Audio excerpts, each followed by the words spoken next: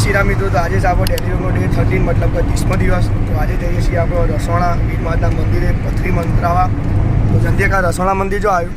રસોણા મંદિર છે અહીંયા આગળથી સિદ્ધપુરથી પાલનપુરથી સીધા ડીસા હાઈવે, ડીસાથી 12 કિલોમીટર આ બાજુ આવે છે રસોણા મંદિર. હા, તો રસોણા નારસંગા વીર માતાનું મંદિર તો ત્યાં પથરી નીકળી જાય અને તેથી કાકા નીકળી લે. તમારે નીકળી જાય ને પથરી? હા, નીકળી જાય. તો આપણો આવા જીજાજીને નરેશકુમાર ઓળખો છો, પથરી નીકળવાની છે. તો ત્યાં જઈએ રસોણા વીરમાં અને મંત્રાઈ અને 100% પથરી નીકળી જાય. આપણને લાઈવ ઉદાહરણ ગંદી કાકા નીકળી જઈએ.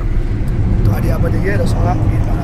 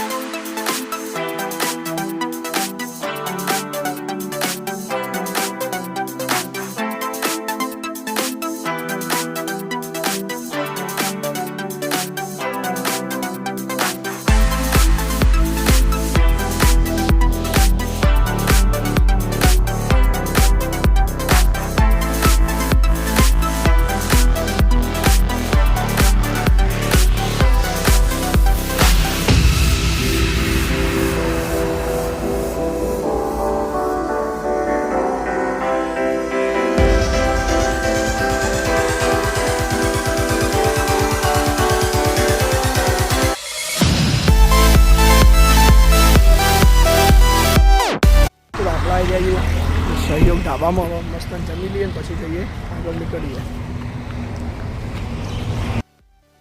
મિત્રો આપણે ઢાબામાં જમવા બેસી જઈએ. સાદું સિમ્પલ જ મંગાવી, 2 ગુજરાતી ડીશ. હમણાં સેવ ટમેટા જૈન પ્લેટ, પેલા ડુંગળીને એલર્જી. તો આપણે મસ્ત જમી લઈએ. મિત્રો આપણે ખાઈ પીને નીકળી જાય. હવે જઈએ સીધા માતાના મંદિરે જઈને મળીએ, બરોબર?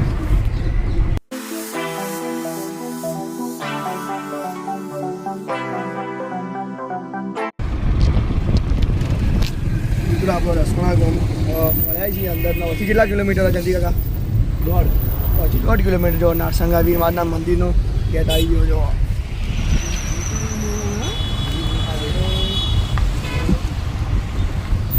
આપણે આવી જઈએ ને હવે સીધા પહોંચીએ મંદિરે.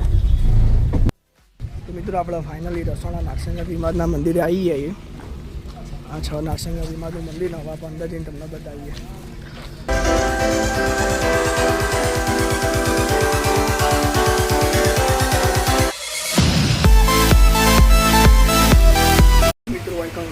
પથરી નીકળી જાય બધી.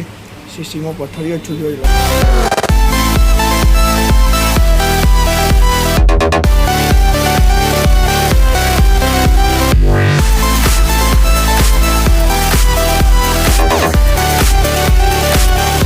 મિત્રો આઈકન તમે જોઈ શકો કેટલા લોકોને કેટલી પથરીઓ નીકળી, જોઈ લો. તો અહીંયા મતલબ બધા લોકો પથરી નીકળી જાય. મારા કાકાને ખુદ નીકળી હતી. મારે બી પથરી પ્રોબ્લેમ છે.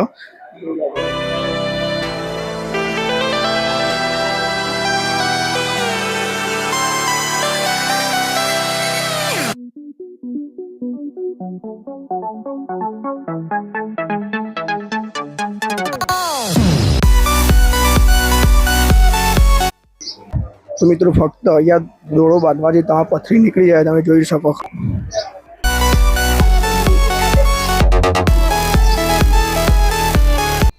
અને હા મિત્રો, અહીંયા નિસંતાનને સંતાનની પ્રાપ્તિ પણ થાય છે. તો અહીંયા કેટલાય લોકોને સંતાનની પ્રાપ્તિ થઈ છે. તો તમે પણ જરૂર વિઝિટ કરજો આ મંદિરને, નારસંગા વીરમાજ મંદિર રસાણા.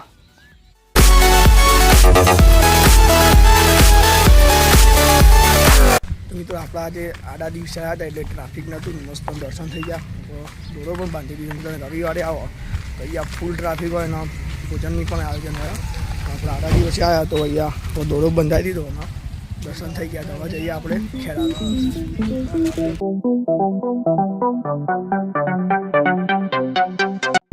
તો મિત્રો આપણો દર્શન કરી લીધા. આવીએ ને રવિવારે તો ફૂલ ટ્રાફિક હોય અને આજે અમે વહેલા હતા એટલે ટ્રાફિક ઓછું હતું.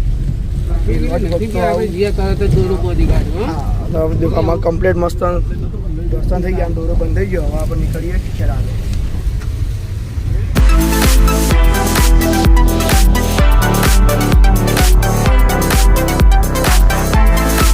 મિત્રો આપણે પેલો રોડ વળતા પેલા રોડે થઈ જતા ને હવે આપણે બનાસ ડેરીવાળા રોડે આવ્યા છીએ તો અહીંયાથી બનાસ ડેરી સ્ટાર્ટ થાય તે ઘણી લોબીએ જોઈ લો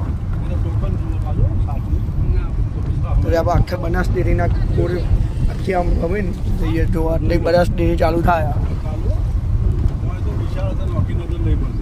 ઘણી મોટી જગ્યા બનાસ ડેરી એટલે વાત અલગ જ થઈ ગઈ આખા ડેરીના આપણે સાઈડમાં થઈને બહાર હાઈવે પર ચડીએ જો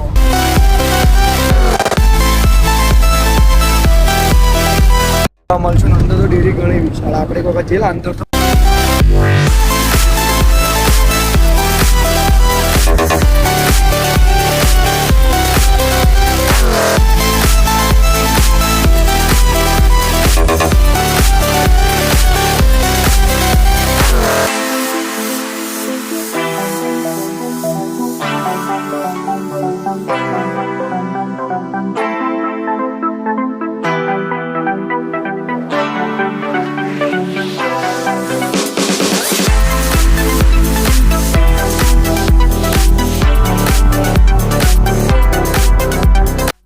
આપણે રસોણાથી તો ઘેર આવી ગયા હતા પછી આવીને ગયા હતા ને હવે અત્યારે ચાલુ આવ્યા દૂધ બનાવવા તો વરસાદી માહોલ થોડું વાવાઝોડા જેવું ચાલુ લાગવું ગયું દીવાભાઈ તો ઘણા દિવસે બ્લોગ બનાવ્યો પાછો તો દવા લઈ લઈએ પહેલાં દવા લઈને પછી નીકળીએ ઘરે હા દવા લે આને